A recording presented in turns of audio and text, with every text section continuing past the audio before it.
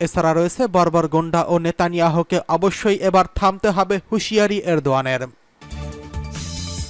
সর্বশেষ জানিয়ে দেব, ইউক্রেন প্রসঙ্গ অন্তর্ভুক্ত থাকলে যুক্তরাষ্ট্রের সঙ্গে যেকোনো সংলাপে প্রস্তুত রয়েছে রাশিয়া।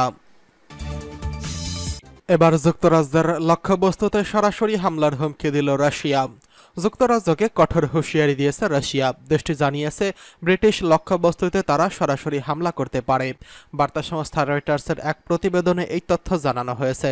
রুশ পররাষ্ট্র মন্ত্রণালয়ের মুখপাত্র মারিয়া জাখারোভা বলেন, রাশিয়ান ভূখণ্ডে হামলা চালাতে ইউক্রেনে ব্রিটিশ অস্ত্র ব্যবহার করলে যুক্তরাজ্যের লক্ষ্যবস্তুতে হামলা চালাতে পারে রাশিয়া। তিনি বলেন, এমন পরিস্থিতি তৈরি হলে ব্রিটিশ নিশানায় সরাসরি হামলা চালানো হবে। ইউক্রেন ভূখণ্ড এবং এর বাইরে ব্রিটিশ লক্ষ্যবস্তুতে হামলার হুমকি দেন তিনি। এর আগে চলতি মাসের শুরুতে ব্রিটিশ পররাষ্ট্রমন্ত্রী ডেভিড ক্যামেরন বলেন, রাশিয়ার অভ্যন্তরে হামলার জন্য চাইলেই ইউক্রেন যুক্তরাজ্যের দেওয়া অস্ত্র ব্যবহার করতে পারে। তার এমন ঘোষণার পর মস্কো এবার কড়া প্রতিক্রিয়া দেখিয়েছে। এমনকি ইউক্রেন সীমান্তে সম্প্রতি পারমাণবিক মহড়া শুরু করেছে রাশিয়া। এর জন্য ক্যামেরনের বক্তব্য সামনে এনেছেন ভ্লাদিমির পুতিন। পশ্চিমাদের সঙ্গে ইউক্রেন যুদ্ধ নিয়ে দীর্ঘদিন ধরে রাশিয়ার উত্তেজনা চলে আসছে। সম্প্রতি পশ্চিমা বিশ্বের বিভিন্ন দেশের মোড়লদের নানা বক্তব্যের জেরে এই উত্তেজনা আরও বেড়েছে। এর আগে চলতি মাসের শুরুতে ফ্রান্সের প্রেসিডেন্ট ইমানুয়েল ম্যাক্রো বলেন, কিয়েভ অনুরোধ করলে ইউক্রেনে স্থল সেনা পাঠানোর বিষয়টি বিবেচনা করবে ফ্রান্স। তার এমন ঘোষণার পর ব্রিটিশ পররাষ্ট্রমন্ত্রী রাশিয়ার ভেতরে হামলার জন্য যুক্তরাজ্যের অস্ত্র ব্যবহারের কথা জানান।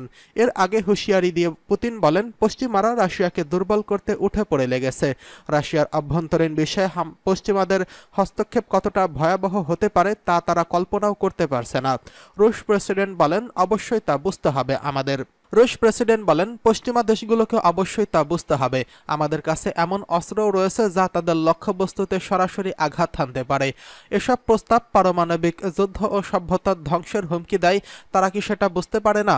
অবশ্যই তাদেরকে এটি বুঝতে হবে।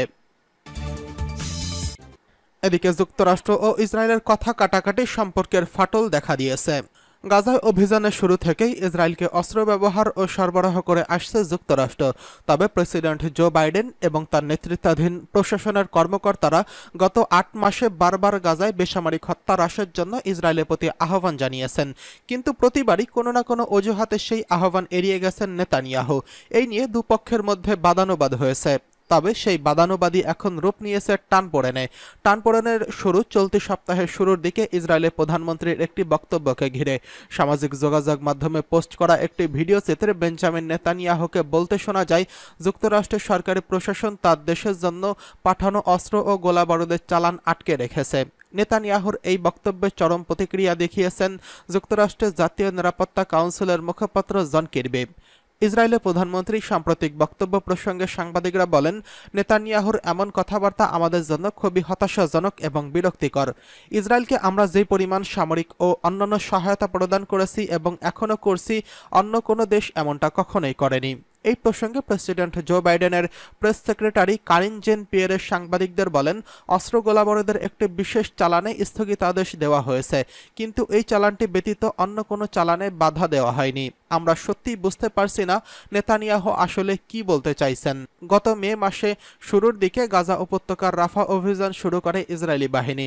উপত্যকার দক্ষিণাঞ্চলীয় এই শহরটিতে লাখ লাখ বেসামরিক ফিলিস্তিনি আশ্রয় নেওয়ার কারণে ইসরায়েলি বাহিনী এই অভিযানে ঘোরতর আপত্তি ছিল যুক্তরাষ্ট্রের প্রেসিডেন্ট জো বাইডেনের।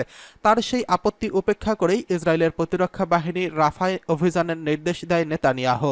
এই ঘটনায় ইসরায়েলের জন্য বরাদ্দ একটি মার্কিন সামরিক চালানে স্থগিতাদেশ দেন জো বাইডেন। এটি ছিল 2000 পাউন্ডের বোমার চালান। রাফায় অভিযানের সময় ব্যবহারের জন্য এসব বোমা ওয়াশিংটনের কাছে চেয়েছিল ইসরায়েল।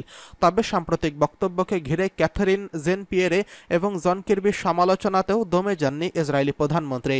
বৃহস্পতিবার কির্বির বক্তব্যের কিছুক্ষণ পর তিনি বলেন, ব্যক্তিগত আক্রমণ মেনে নিতে রাজি আছি, তারপরও চাই যুক্তরাষ্ট্র থেকে গোলাবারুদের চালান অব্যাহত থাকুক, কারণ ইসরায়েলের অস্তিত্ব রক্ষার জন্য এই গোলাবারুদ এখন অত্যন্ত জরুরি।